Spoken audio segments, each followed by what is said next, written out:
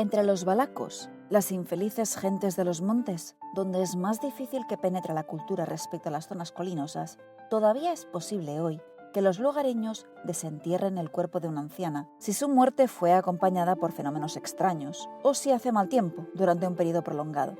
Colocan un diente de ajo en la boca de la sospechosa y le clavan una estaca en el corazón para asegurar el descanso pacífico de la fenecida, así como el propio. Los sajones a veces también temen a las viejas valacas y son brujas. En los juicios por brujería aparecen como mujeres sabias que ofrecen consejo a cambio de ser reverenciadas, y sus sacerdotes a menudo aparecen en las leyendas sajonas como exorcistas.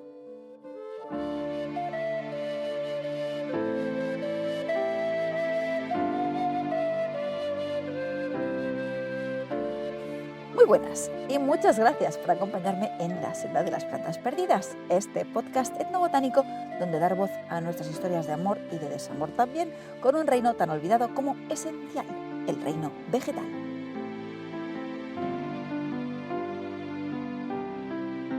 Soy Aina Eserice, bióloga y escritora, además de una gran fan y consumidora de la invitada del pliegue de herbario de hoy, que suele despertar grandes amores y también grandes ojerizas, sobre todo entre la población sobrenatural que hemos imaginado en muchas culturas.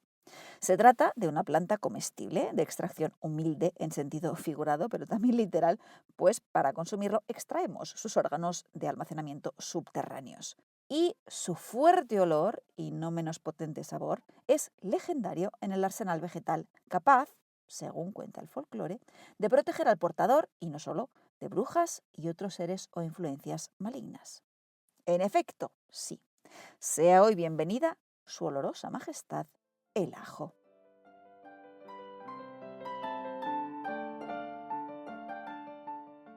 Cuando la ciudad cayó en manos de sus enemigos, el Palacio Real fue pasto de las llamas y junto a él los miles y miles de documentos primorosamente almacenados en su gran biblioteca.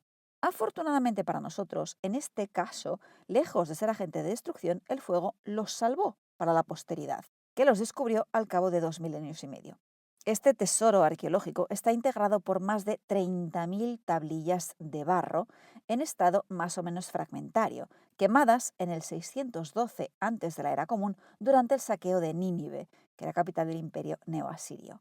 De ahí que el fuego las salvase en lugar de destruirlas, porque coció el barro que de otra forma se hubiese desintegrado con el paso del tiempo. Entre estas tablillas hay fragmentos de una tablilla, donde aparece una lista de terapias para tratar casos de brujería.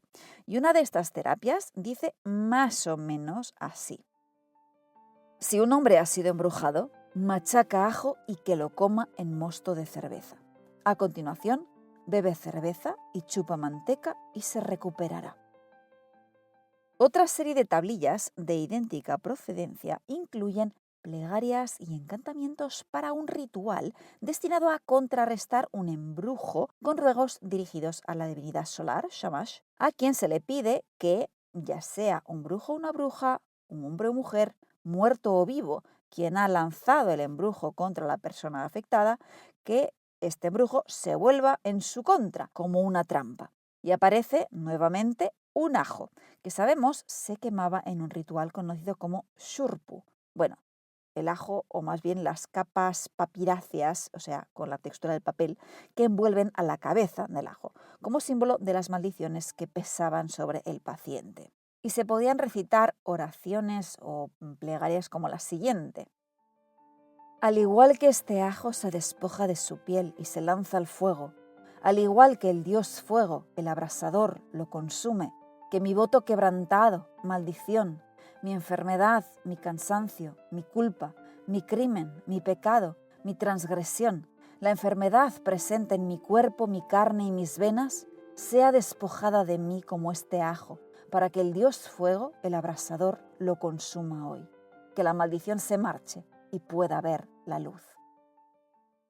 Ya ves que quemar pieles de ajo en este ritual no solo funcionaba para contrarrestar los efectos de embrujos operados por otros seres humanos, sino para todo tipo de calamidades de origen sobrenatural. Y aunque no tengo datos concretos sobre la antigüedad de estos rituales, que con toda probabilidad son muchísimo más antiguos que las tablillas de la biblioteca de Ashurbanipal en Nínive, sabemos que en Mesopotamia se cultivaban ajos al menos desde hace 4.000 años. Y esto lo sabemos tanto gracias a restos escritos como a algún que otro hallazgo de dientes de ajo carbonizados. Que estos no son los restos más antiguos que tenemos de esta planta, pues hay hallazgos aliáceos en Palestina que tienen unos 6.000 años de antigüedad y también en Egipto, por ejemplo, en la tumba de Tutankamón.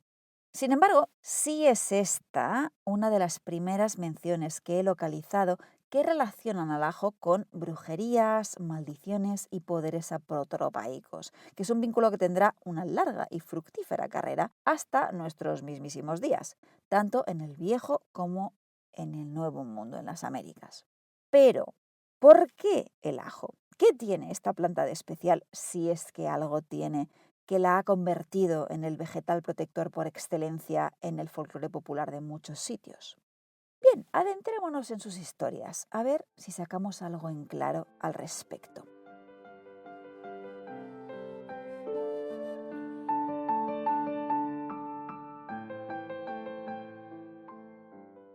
Empezando por cuestiones botánicas, los ajos son uno de los muchos hermanos dentro del género botánico Allium, escrito con dos L's, Allium, vocablo del que deriva, por cierto, nuestro término ajo. Según la plataforma taxonómica que suelo consultar para estos menesteres, los Allium son una hermandad, digamos, más bien grande, enorme, para ser exactos. Hay más de 1.000 especies distribuidas por todo el hemisferio norte, así como Sudáfrica.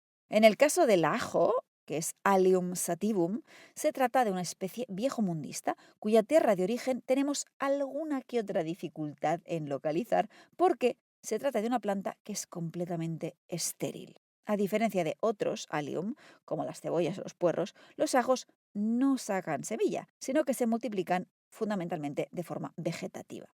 Ahora, tal vez hayas cultivado ajo en tu huerto y quieras plantear una objeción a esto que acabo de decir, a saber, que hay cultivares de ajo que espigan y que sacan flores, reunidas en esas inflorescencias en pompón tan majas y elegantes. A lo que respondo, en efecto, sí, hay ajos que espigan. Lo que pasa es que, uno, no siempre son flores lo que encuentras reunido en estas inflorescencias en pompón, sino bulbilos, que son órganos de reproducción asexual, como pequeños clones listos para esparcir los genes de la planta madre por el mundo. Y segunda cuestión es que cuando salen flores, lo más frecuente es que éstas sean estériles. Incluso cuando se produce la polinización, la cosa no llega a buen puerto. Conste que esto no siempre fue así. Parece ser que los ajos perdieron su habilidad de reproducirse sexualmente durante su domesticación, que supuso este proceso la selección de rasgos como la maduración precoz o el tamaño siempre creciente de los bulbos de ajo, algo que fue en detrimento del desarrollo de los órganos reproductores de la planta. Si estabas por aquí, por cierto, hace unos años y escuchaste el episodio que dedicamos al árbol del pan, quizá recuerdes que le pasó algo parecido. Y de hecho, hoy en día los programas de mejora vegetal están intentando recuperar la capacidad de reproducción sexual de los ajos. ¿Por qué? Pues porque así resulta más fácil introducir rasgos deseables mediante hibridación tradicional, que no requiera echar mano de mecanismos distintos para insertar ADN en el genoma del ajo. Pero, ¿dónde y cuándo se produjo el inicio del cultivo y la domesticación de los ajos? A pesar de que sea difícil saberlo, ¿podemos deducir algo a partir de los datos que tenemos o que podemos obtener? Pues sí, aunque, como decía, resulta difícil decir con seguridad dónde empezó todo, porque, al igual que pasaba, por ejemplo, con el jengibre, no se han encontrado a los ancestros silvestres de nuestra planta protagonista. Tenemos sospechas, pero no certezas. Pese a ello, tenemos hipótesis, sí, y la más aceptada apunta a Asia Central como un punto caliente de diversidad aliácea y como lugar más probable en el que se produjese el encuentro entre seres humanos y Allium sativum. Antes de que fuese sativum, claro, porque en latín sativum significa cultivado, entonces antes de que lo cultivásemos. Las fechas son un misterio, pero teniendo en cuenta las edades y las ubicaciones de los hallazgos que te mencionaba hace un rato, Pues este feliz encuentro probablemente se produjese hace unos 10 milenios, dándole así tiempo suficiente a nuestro protagonista de congraciarse con seres humanos nómadas o viajeros que lo cargaron en sus alforjas y lo diseminaron por aquí y por allá, pudiendo así plantarse en Palestina hace 6.000 años o en Mesopotamia hace 4.000, que sabemos que por aquel entonces estaban. Dada la esterilidad de la planta, no deja de resultarme curioso que en varias culturas el ajo presente asociaciones con el eros y no como apagador de la libido, como podríamos suponer si pensamos en los efectos que suele tener el consumo de ajo sobre el aliento. De esto hablaremos más tarde. Sino todo lo contrario. La tradición judía, por ejemplo, consideraba al ajo como un afrodisíaco, apto para ser consumido en víspera del sábado, que parece ser que era un buen momento para procrear, se supone. Y así figura, por ejemplo, mencionado en el Talmud de Babilonia, que fue compuesto entre los siglos III y V de nuestra era. No obstante, no te descubro ningún secreto si te digo que el papel cultural que mayor fama y renombre ha dado a nuestro Allium Sativum desde hace siglos e incluso milenios no tiene que ver con el Eros, sino con el mundo de los espíritus malintencionados, los demonios, las brujas y las fuerzas del mal. Fuerzas que, según la tradición popular, le tienen especial tirria al ajo. Tanta, de hecho, que nada más olerlo ponen pies en polvorosa.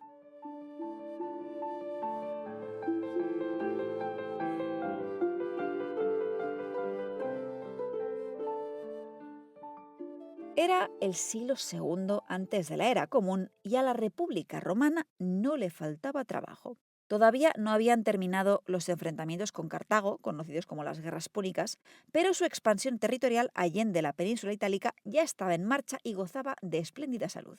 Fue entonces cuando un señor conocido como Titinio, inventor de un nuevo tipo de comedia romana, nos dejó una de las primeras menciones que yo conozco al menos en las que se esboza una tenue conexión entre ajos y brujas. Bueno, o con una antecesora de las brujas, más bien. Te cuento. La noticia nos llega, extrañamente, por esas casualidades de la vida, a través de un poema médico del siglo III de nuestra era, porque sí había poemas médicos, que aconseja a los romanos que protejan a sus niños colgándoles ajo del cuello. ¿Para qué? Pues para evitar el ataque de un ser malévolo conocido como Strix. Y este consejo estaba atribuido en este poema a nuestro amigo Titinio. La mención al ajo está clara como el agua. Pero la Strix romana no es una bruja exactamente, sino una especie de antecesora mítica que tiene rasgos brujeriles y otros que son más vampirescos. De hecho, la palabra Strix, que hace referencia a sus supuestos gritos, striges o strigues, dará origen al término italiano para denominar a la bruja, strega. Pero en Roma, la Strix es un ave nocturna de mal agüero, que además de chillar, de ahí su nombre, se ensaña con los niños de distintos modos, según el autor que consultes. Para algunos, como Titinio, les da de mamar leche fétida, que es algo complicado y un poco raro, si lo piensas, dado que las aves no son mamíferos, pero bueno, vale. Y para otros, en cambio, como Ovidio, son capaces las Strix o Striges de consumir las entrañas del pobre niño, dejándolo más seco que una suela de esparto. Y Ovidio, que era muy fan de las metamorfosis, apunta que no se sabe si estas striges nacen como aves o si son mujeres que se transformaron en aves gracias a un embrujo. Nota aparte, Strix se ha convertido en el nombre de un género de lechuza, dicho sea de paso, precisamente por esta conexión romana. Bien, ya habrás reparado en que las tendencias chupópteras de estos seres los acercan un poco al estereotipo del vampiro. De hecho, en el folclore rumano, la strix también tiene descendencia lingüística, siendo los strigoi, strigoica en femenino, uno de los términos más frecuentemente usados para referirse, al menos a principios del siglo XX, a los vampiros. Pese a ello, este término también se empleaba para hablar de brujas o brujos capaces de hacer proyecciones, no sé si las llamaríamos astrales, proyecciones de su alma o incluso también de su cuerpo. Y a estos también se los conocía como striga. Y la tradición popular quería que se reuniesen en la cumbre de montañas para bailar, diciendo o cantando, no lo sé, la verdad, las palabras nup quis nup, no entraré en ninguna casa donde haya ajo. Pero dejemos a estos a un lado un momento y volvamos a los ajos romanos, de la mano de una anécdota que no tiene que ver directamente con las brujas, pero sí con un detalle que tiene conexión brujeril. La anécdota en cuestión nos la cuenta Macrobio, que es un escritor romano del siglo IV que compuso una obra dedicada a una festividad pagana que se ha vuelto famosísima en los últimos años, las Saturnalia. Sin embargo, en la obra, Macrobio no solo habla de las Saturnalias, sino de muchísimas otras cosas, y entre ellas menciona a uno de los festivales más antiguos de Roma, que eran las Compitalia, celebradas en honor de las deidades tutelares de la comunidad y de las encrucijadas, que eran los lares compitales. Según Macrobio, en tiempos de la monarquía romana, que había venido antes de la República, se realizaban sacrificios humanos durante este festival. Por suerte, para las víctimas, el fin de la monarquía habría supuesto también la sustitución de cabezas humanas por cabezas de ajo y de amapola, supongo que de adormidera, para cumplir el supuesto y legendario requisito atribuido a un oráculo de Apolo, nada más y nada menos, de ofrecer cabezas a las divinidades, sin especificar de qué tipo debían de ser exactamente. Ya ves que asemejar el bulbo del ajo a una cabeza no es nada reciente. Ahora, ¿dónde está la conexión brujeril? Pues en las encrucijadas. Estos son lugares peculiares en la imaginación popular, además de potencialmente peligrosos. Y tenemos figuras muy interesantes asociadas a los cruces de caminos, como por ejemplo a la divinidad griega Hécate, que también está ligada a la brujería. Y que hay quien sugiere tenía conexión aliacia en la antigua Grecia, aunque esto no he conseguido verificarlo del todo fuera de toda duda, pero es muy probable que sí. No sé si por convergencia evolutiva o por derivar de una fuente común, pero en el folclore rumano se decía que las personas destinadas a convertirse en vampiros una vez muertas eran capaces de viajar en espíritu y a veces también de cuerpo presente hasta los cruces de caminos, para vagar por ahí de juerga junto a cadáveres que habían vuelto a la vida entre comillas, muy entre comillas, o vampiros, que se suponían asiduos de tales lugares. Y es que, a pesar de que en nuestra mente, o al menos en la mía, una bruja y un vampiro sean cosas muy distintas, en el folclore popular de determinados sitios, las categorías eran, no sé incluso si podemos decir que son, un poco más borrosas y mal definidas, y se prestan con facilidad a hibridaciones y a desdoblamientos. Pero, independientemente de qué tipo de criatura te preocupe, el ajo parece ser una apuesta apotropaicamente segura. El fragmento que has escuchado al principio del episodio, por ejemplo, sacado de una obra de 1854 sobre la brujería en Transilvania, relata cómo los montañeses de Valaquia, que es una zona de Rumanía, se aseguraban de que una anciana difunta descansase en paz colocándole un diente de ajo en la boca y una estaca en el corazón, que son prácticas que suenan muy vampíricas, pero aplicada a un sujeto que bien podría haber sido una bruja o striga. Y aunque estos ejemplos, repito, salen de Rumanía, no creas que el este de Europa, ni siquiera Europa entera, es el único lugar donde brujería y ajos van de la mano.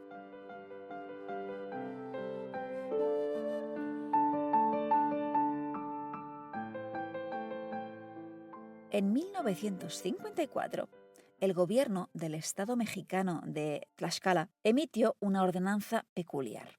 En ella se instaba a los municipios que refiriesen a salubridad estatal ciertos casos de defunciones de niños, aquellos en los que el acta incluyese como causa de la muerte chupado por la bruja. Estas brujas o brujos, aunque la mayoría suelen ser mujeres según la creencia popular, se conocen en náhuatl como tlahuelpuchi y vocablos parecidos. Y tienen la mala costumbre, estos seres, de chupar la sangre de los niños cuyas familias no los protegen adecuadamente, llegando a matarlos. De ahí lo de chupado por la bruja en el acta de defunción. Para lograrlo, son capaces de transformarse en distintos animales, desde asnos y gatos hasta pulgas, me encanta esto del tlahuelpuchi pulga, u hormigas. Pero lo más frecuente es que se conviertan en pavos. Sí, pavos. Hay formas de protegerse del ataque de un o una tlahuelpuchi, siendo la más común y efectiva entre gente adulta al menos el frotar periódicamente un diente de ajo crudo contra el dorso de un escapulario que lleves encima. Para la gente pequeña, en cambio, hay varias técnicas que cada casa pone en práctica al caer la noche, que pueden incluir varios objetos, por ejemplo, un cuchillo, un machete, cruces de metal, unas tijeras que hay que colocar abiertas bajo la cuna o un espejo que hay que situar junto al cuerpo del niño, etc. Sin embargo, ninguno de estos remedios es al 100% seguro ante el ataque de un o una Tlahuelpuchi que se empeñe en hacer sus maldades. Los únicos remedios, que son garantía a prueba de bombas, son vegetales y para más señas, aliáceos, pues se trata de los ajos y las cebollas, que se envuelven en trozos de tortilla y se colocan en puntos estratégicos junto al niño. Tortilla, no tortilla francesa de huevo, evidentemente, sino tortillas de maíz. Los estudios antropológicos apuntan a que el o la Tlahuelpuchi, al igual que otras figuras relevantes en el medio rural de Tlaxcala, no son una importación europea, sino que tienen un fuerte componente prehispánico que sufrió, claro que sí, procesos de sincretismo a lo largo de los siglos. Ahora bien, de lo que no cabe duda es de que en México no se conocía el ajo antes de la llegada de los europeos. Y resulta, cuando menos curioso, que se haya convertido en el remedio por excelencia que ofrece garantías al 100% para ahuyentar o proteger a los niños ante estos seres chupasangre, que tanto me recuerdan a las Strix romanas, salvando, por supuesto, las diferencias. No es México el único lugar lejos de Europa donde los ajos se alistan contra las malas artes de la brujería y que no puede la cosa achacarse a series de televisión del siglo XX ni a libros de Bram Stoker. En Ghana, por ejemplo, se cree que los zumos obtenidos al quemar Allium sativum son capaces de ahuyentar a los espíritus malignos, así como a las brujas. Y desconozco, mal que me pese, cómo llegó el ajo a Ghana, pero de lo que no me cabe duda es que no es originario del país.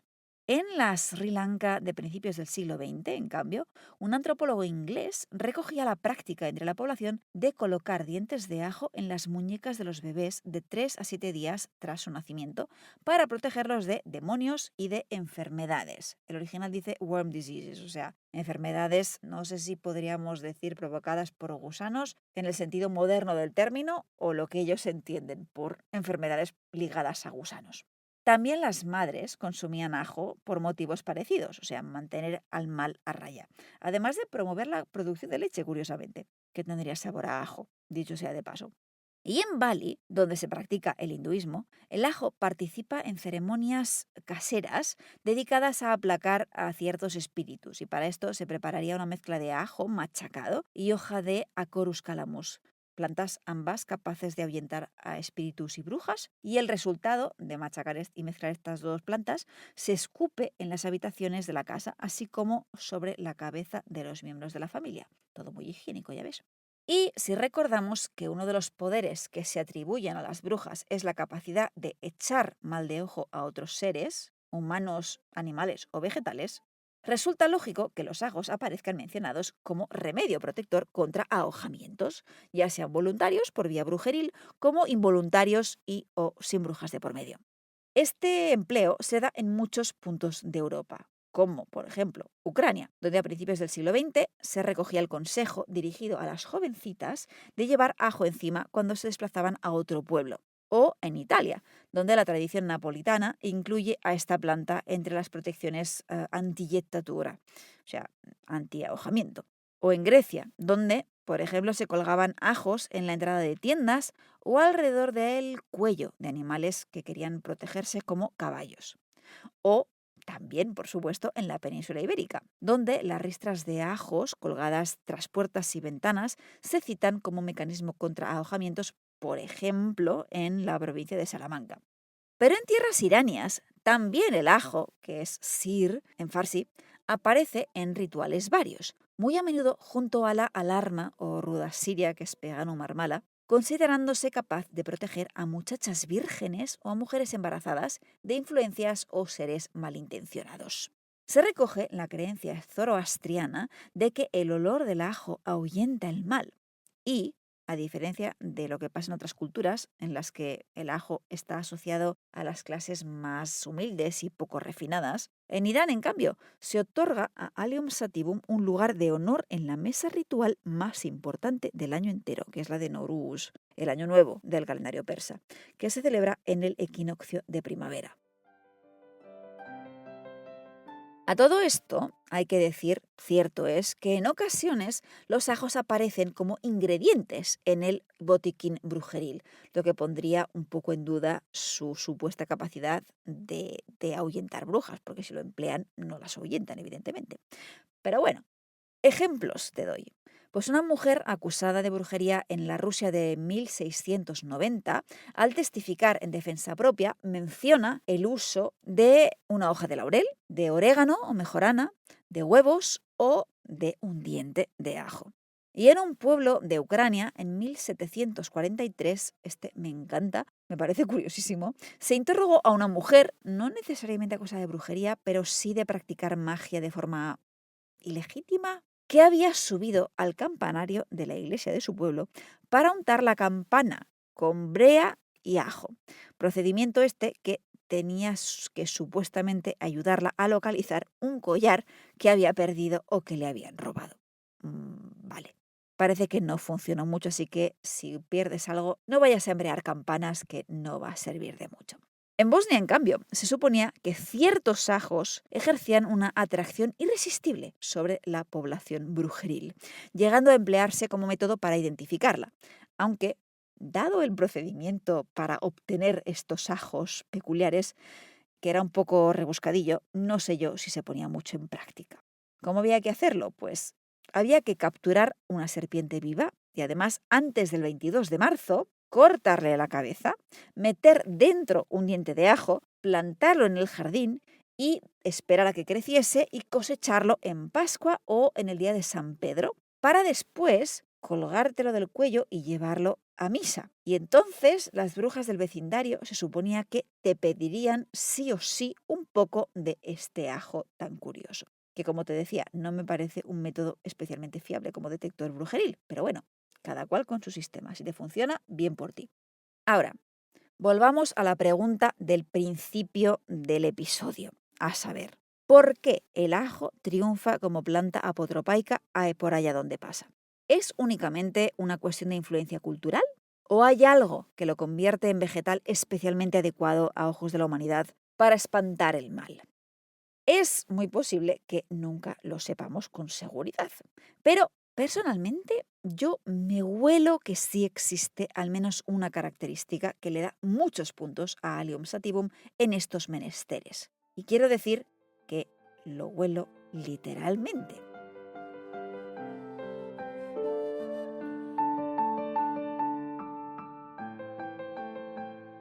En un lugar de La Mancha, de cuyo nombre haremos como que no quiero acordarme, un labrador tornado escudero intenta ayudar a su señor, un hidalgo idealista y preso de una locura peculiar. Para ello, le presenta a una aldeana, intentando hacer creer al hidalgo que la mujer en cuestión es su amada, Dulcinea del Toboso, parangón de virtud y de belleza. Pero el engaño no cuela, y así lo expresa Don Quijote. Sancho, ¿qué te parece cuán malquisto soy de encantadores? Y mira hasta dónde se extiende su malicia y la ojeriza que me tienen, pues me han querido privar del contento que pudiera darme ver en su ser a mi señora. No se contentaron estos traidores de haber vuelto y transformado a mi Dulcinea, sino que la transformaron y volvieron en una figura tan baja y tan fea como la de aquella aldeana, y juntamente le quitaron lo que es tan suyo de las principales señoras, que es el buen olor, por andar siempre entre ámbares y entre flores. Porque te hago saber, Sancho, que cuando llegué a subir a Dulcinea sobre su acanea, según tú dices, que a mí me pareció borrica, me dio un olor de ajos crudos que me encalabrinó y atosigó el alma. Este inconfundible tufillo, que es marca de vulgaridad y baja extracción social en Europa, y que, según Don Quijote, delata a la falsa Dulcinea, es una de las características más distintivas de muchos Allium, y en especial de nuestro protagonista de hoy.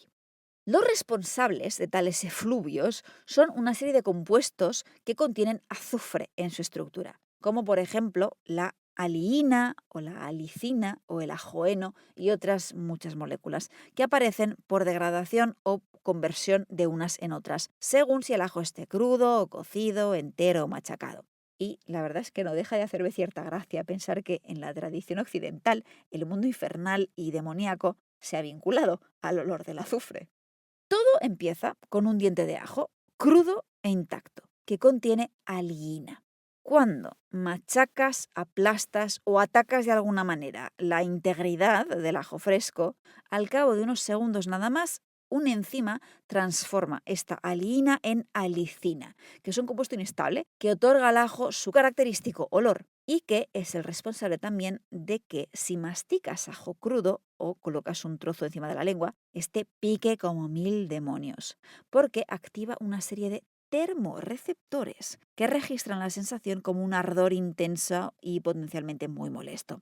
Estas moléculas, sin embargo, se degradan al cocinar el ajo, de ahí que una vez que está asado o frito o hervido, este pierda su proverbial efecto.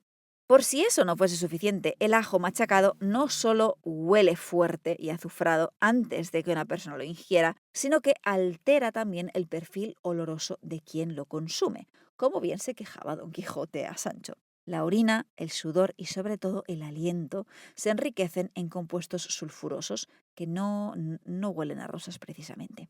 Y es que, además de ser potentes, son también persistentes, pudiendo permanecer en el aliento durante más de 30 horas después de la ingestión del ajo. ¿Por qué? Pues porque el origen de este olor en el aliento es doble. Hay un componente que es oral, en el sentido de bucal de la boca, y que puede combatirse, este sí, mascando alimentos como las espinacas, el kiwi o el perejil o la albahaca o la leche de vaca, que secuestran a las moléculas malolientes y las retiran un poco de la circulación. Pero hay otras moléculas que terminan perfumando el aliento con efecto retardado que pasan a la sangre y de ahí a los pulmones a través del intestino. De hecho, ni siquiera hace falta haber comido ajo para que te huela el aliento, porque las moléculas aliáceas son increíbles en cuanto a su capacidad para penetrar y pasearse por nuestro cuerpo. La alicina, por ejemplo, puede atravesar la piel con toda tranquilidad, con que si te aplicas ajo fresco en la planta de los pies, su olor terminará asomando a tu boca. Que me pregunto sinceramente a quién rayos se le ocurrió probar esto por primera vez. Esta capacidad explica también una práctica muy curiosa que descubrí cuando investigaba para redactar La invención del reino vegetal, sobre métodos antiguos para diagnosticar la fertilidad femenina. En Egipto se hacía con una cebolla, pero en Grecia aparece en el Corpus Hippocraticum la siguiente recomendación. Habiendo limpiado y pelado una cabeza de ajo, aplicarla a la matriz y ver si al día siguiente le huele el aliento a ajo. En caso afirmativo, estará encinta, de lo contrario, no. Yo interpretaría esto de que está encinta como que puede estar encinta o puede quedar encinta. Y es que los antiguos desconocían las habilidades del ajo para colarse y moverse dentro de nuestro cuerpo. Así que imaginaban una base teórica muy distinta para explicar este fenómeno. A saber, que las mujeres teníamos una especie de tubo en nuestro cuerpo que conectaba la vagina a la boca y que su bloqueo, por causas varias que no eran el embarazo, evidentemente, podían suponer un obstáculo para concebir. Entonces, para saber si estabas en disposición o no, bastaba comprobar si el tubito estaba abierto o bloqueado. Y en caso de que estuviese libre de bloqueos, suponían ellos, claro, el olor del ajo podía subir sin problemas desde la vagina a la boca, indicando así luz verde a la concepción. Ya ves qué cosas. Test de embarazo o de fertilidad, siglo IV antes de la era común. Los efluvios del ajo no solo han contribuido a su fama apotropaica, sino que, como revelaba Don Quijote, han funcionado también como estigma social, más o menos fuerte. En Europa, por ejemplo, no solo se asociaba a las clases bajas, sino también a grupos humanos bastante maltratados en tiempos pretéritos, como los judíos, a los que se acusaba de ser comedores de ajo prodigiosos y tal vez en parte por ello apestar, lo que se conocía como el fetor judaicus. Práctica muy típica esta entre los seres humanos, de tildar al otro de oler mal, con todas las connotaciones negativas que ello conlleva y, en no pocas ocasiones, emplear esto como excusa para comportamientos, digamos, poco edificantes. Y me parece realmente trágico pensar cómo a veces, cuando las tornas cambian, las víctimas de tales injusticias pasamos a ser perseguidores e incluso verdugos con una rapidez tan sorprendente como, ¿por qué no?, apestosa también.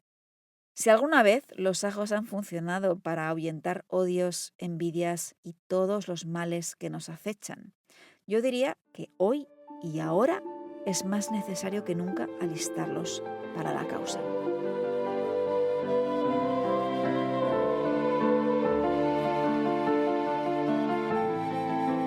Y ahora sí, hasta aquí nos ha traído la senda de hoy, que soy consciente, ha ignorado un montón de senderos aliacios que podríamos haber explorado, pero confío en que lo hayas disfrutado de todos modos. Quizás en un futuro convierto esta temporada del podcast en un libro, como hice con Senderos de Savia en su momento, pueda quedarme a gusto añadiendo todo lo que me dejo en el tintero en estos episodios.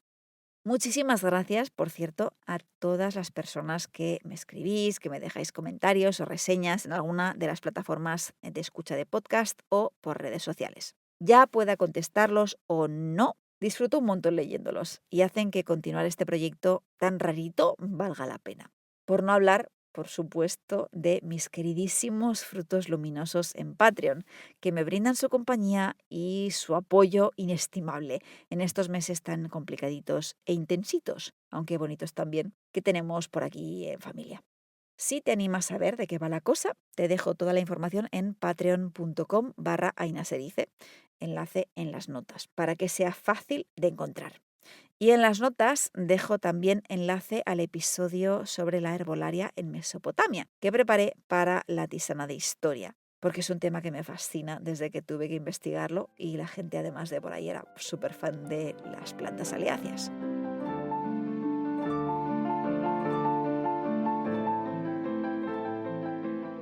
La planta que coleccionaremos en nuestro siguiente pliegue de herbario brujeril también es, junto al hipérico o al ajo, vegetal boreal al que los humanos se han encomendado para protegerse del mal. Con todo, en comparación con nuestras invitadas anteriores, esta es infinitamente más elegante y más alta también, con hermosas flores blancas y frutos rojos, así como bastante menos conocida, aunque le dio nombre a un alcohol dulce que sí resulta familiar a mucha gente, ni aunque sea de oídas. Ahí ya te he dado unas cuantas pistas interesantes para averiguar su identidad, a las que añado otras dos. La primera es fresno y la última, aves. Si por un casual o por arte de magia brujeril sabes, se te ocurre de qué planta estoy hablando, puedes contármelo, ya lo sabes, dejándome un mensaje, un comentario por redes sociales, en el podcast, mandándome un email, mandándome una carta, ¿por qué no? Ya sabes que estaré encantadísima de recibir cualquier cosa que tengas a bien compartir conmigo. Y enhorabuena en este episodio a Manu, a Carmen, a Roger, a Andrea, a Jesús, a Dori, a Iru, a Juan Carlos, a Cande, a Sara, que también adivinó el hipérico, pero se me pasó mencionarlo, perdona, Sara. A Gary y a Mau, y creo que no me dejo a nadie. Chapas de vegetodetectives para todo el mundo. Enhorabuenísima.